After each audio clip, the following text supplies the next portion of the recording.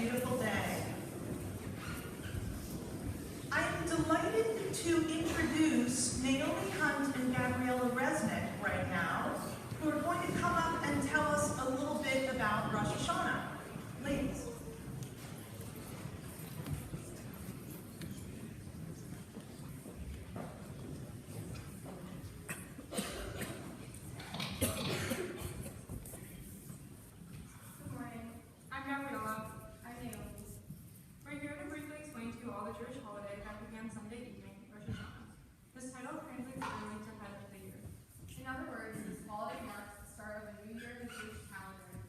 Now year 5,777. On Sunday night, Gabriella and I each went home and had a Jewish version of our New Year's Eve, which entailed a big feast with our family and friends and a number of food-related rituals. We dipped apples in honey to represent the sweetness we hope will coat our year. We opened a pomegranate, hoping the year would be filled with as many happy moments as there were seeds in the fruit. We ate beet leaves to symbolize getting rid of our negative influences and enemies, because the Hebrew word for meat, soa, is similar to the word remove. And although we did not actually eat it, we had the head of a fish at our tables to compel us to live the year as the head would, rather than how we were ended. On the more spiritual side of things, 3 books are opened on Rosh Hashanah. One for completely wicked people, one for completely virtuous people, and one for those in the middle. These 3 books are God's version of Santa's naughty and nice list. But instead of the virtuous people receiving presents as a reward for their good behavior, the 3 books tell their future. The good people are sealed in it for life. The bad people are sealed in it to their death. And the in-between people have 10 days to determine their fate. These 10 days lead up to Yom Kippur, and in this time, the people in the middle are supposed to reflect on their negative actions, repent for their wrongdoings, and commit themselves to being more righteous in the upcoming year. On Yom Kippur, God finalizes the verdict of each person's fate in the book of life. At the end of the holiday, after Jewish people have spent 24 hours fasting and asking God to pardon their mistakes, they hope that God will indeed grant them that forgiveness so that they can begin their new year with a clean slate and good intentions. We'd like everyone in this room to slow down for a minute and think about this past year. What are you proud of yourself for? Maybe you got the captainship you wanted.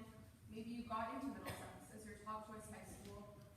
Maybe you finally started getting good grades in Spanish. Consider what kinds of actions got you these accomplishments. Hard work, focus, determination, kindness, patience. Now, what are you ashamed for yourself for doing? Maybe you broke a friend's trust. Maybe you didn't respect yourself. Maybe you gave in to doing something that you don't believe in. And consider what traits left you in those tough places. Selfishness, vanity, impulsivity, laziness, weakness. As you think about these characteristics, as Naomi and I have been doing, we encourage you to be positive. Dedicate yourself to living virtuously every day, and try doing so in a way that your kindness and attitude are contagious. Hold the door for people, smile, be honest. Also, really learn from your mistakes. Accept them. Promise yourself you'll do better or give more next time, then move on. Not to God, happy New Year. Thank you.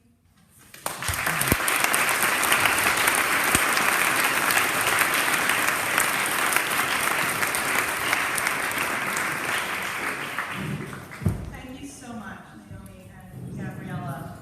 And just a reminder to everyone else that if you are indeed observing a religious holiday and would like to talk about it in Chapel, you are most welcome. And I'm so grateful to those students who have already done so this year. It's a real gift. Thank you. Whether we are celebrating Rosh Hashanah or not, a new year does indeed give us a reason to stop and reflect, as Naomi and Gabriella were encouraging us to do. To look back and to look ahead. And to ask if our past choices or future aspirations warrant any changes in our present actions. One of the many special qualities of our school is our mindfulness program, which teaches us to pay attention, to notice, to reflect. And I would argue that right now, after a month of school, and with the start of Rosh Hashanah, is the perfect time to to stop, reflect, and take stock of the choices we're making and the connections we are creating. Whether a brand new freshman, a veteran senior, or a seasoned faculty member, we can all easily get set in our ways, complacently follow the same beaten path, automatically sit with the same people at lunch, unthinkingly Google the same political website. This summer, the New York Times ran an interesting article about the intellectual benefits of taking a different walking or driving route in our daily routine. Apparently, if we periodically and intentionally change our physical routine, we stimulate new growth in the brain. Therefore, with Rosh Hashanah as our inspiration for some reflection and readjustment, let's consider sitting with someone new at lunch, or studying someplace different on campus, or reading a newspaper we usually avoid. We can certainly experience great comfort in similarity and routine with those we know and those we understand. And we can also experience great growth in difference and discomfort with those we don't really know and those we don't really understand, if we can summon the requisite courage, respect, and kindness. And I am now delighted to welcome Catherine French to the podium after we stand and sing hymn 161. Glory,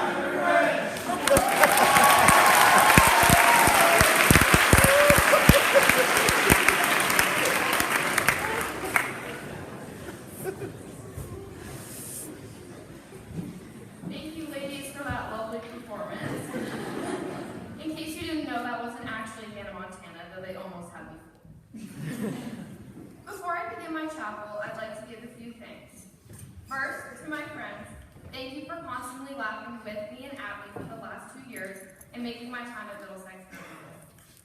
Next, my advisor, Stacy, thank you for putting up with my constant rants and need for advice. To all of my teachers, thank you for the invaluable knowledge that you have given me.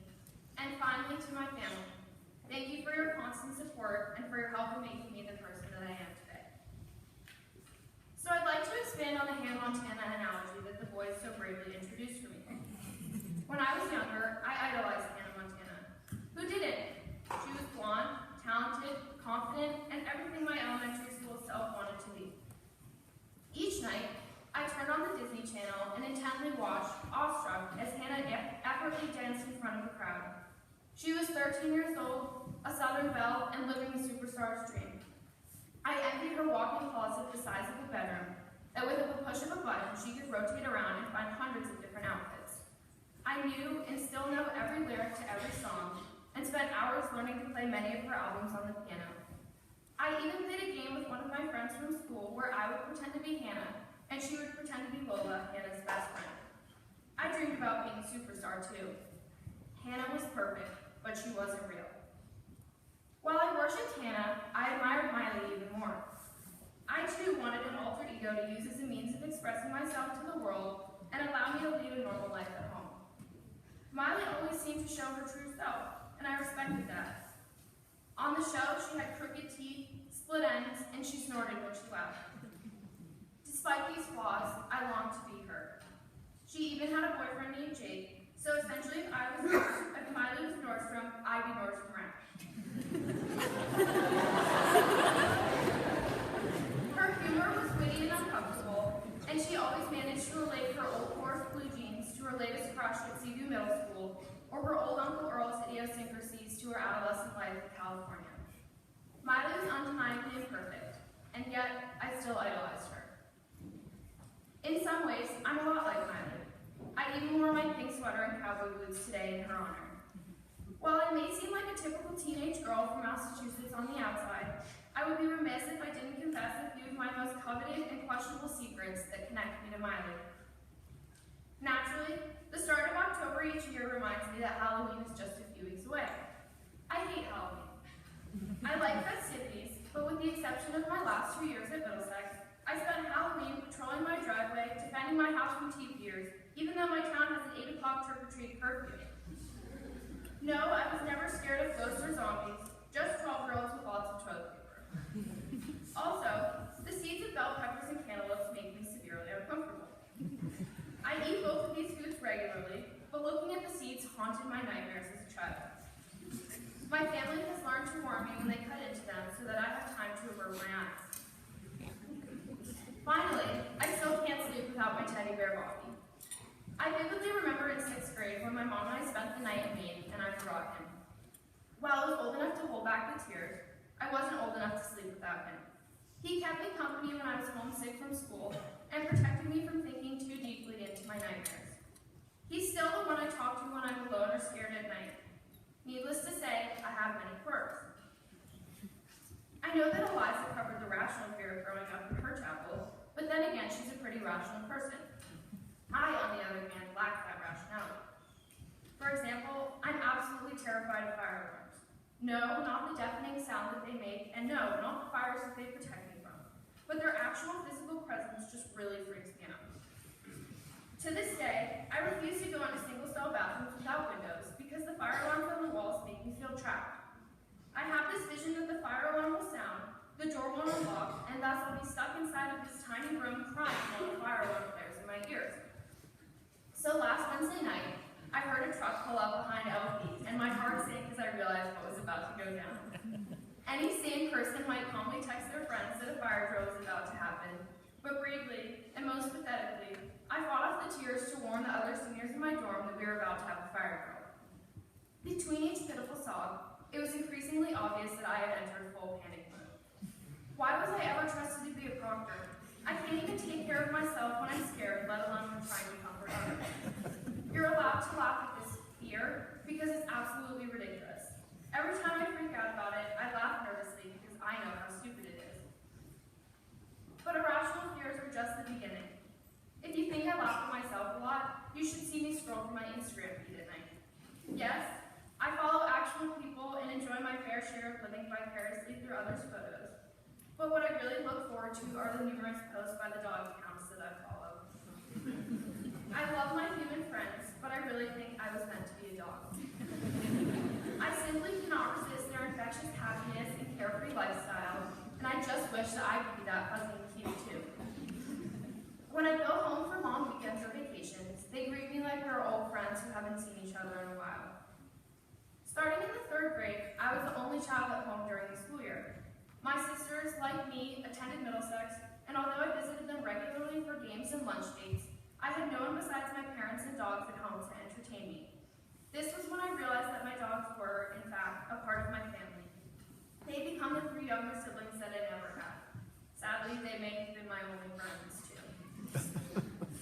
Over time, people grow up, and things that were mysterious to them as children become clear. I certainly haven't grown out of my eccentric, irrational self, but as I've gotten older, I've come to realize that at the peak of my Hannah and Miley obsession, I was too young to appreciate the true meanings of the lyrics of Nobody's Perfect. Hannah was fictitious, so of course she was perfect. What I didn't realize then, however, was that when she broke out and told us that no one was perfect, she wasn't singing about herself. She was singing about Miley, the awkward middle school girl from Malibu, California that was far from perfect. Perhaps Miley wasn't so great after all either. She spent her childhood time timidly hiding behind a wig, wishing she were someone else. She used Hannah as a way to disguise herself, share her incredible talent, and become famous. Like any teenage girl, she worried about the way others viewed her. She feared that if people found out about her secret life, they would befriend her for her fame and not for her lovable down-to-earth self. In short, Hannah was Miley's method of escaping from her insecurities. What made Miley so charming in the first place was that she was far from flawless. People always desire to be perfect, and too many of them deny that they're not. If you think you're unblemished, please think again. Miley was the first person in my life who taught me that welcoming my imperfections was a good exercise, although her own inability to express her own was deplorable. Though as a middle schooler it was hard for me to recognize, I can now appreciate the true Miley, the one with the crooked teeth, the split ends, and the fear of spiders, because that's who she really was. And just as I've realized who the true Miley was, I've come to appreciate who the true Catherine is. She's awkward, just like Miley, and laughs at her own jokes that no one else thinks are funny. So, whether you're scared of fire alarms and fruit seeds, or more acceptably scared of spiders or growing up, don't ever sacrifice your authenticity to cover up your imperfections. We live in a world where people seek perfection but never totally achieve it. As the well-renowned Concord native Ralph Waldo Emerson reminds us, to be yourself in a world that is constantly trying to make you something else is the greatest accomplishment. So I leave you with the following advice. Spend your time at Middlesex embracing your inner Miley. Whether you're a freshman still finding your way around the campus, a senior spending your 4th and final year here, or a faculty member dedicating countless hours to our wonderful school, celebrate your quirkiness and give yourself the opportunity to unleash your true self. Sing in the chorus, act in a play, or dance in a wig in someone's chapel with a point. It can be lots of fun to make a fool out of yourself. Embrace your awkwardness, find your imperfections, and love who you are. Laugh at yourself, and remember, nobody's perfect.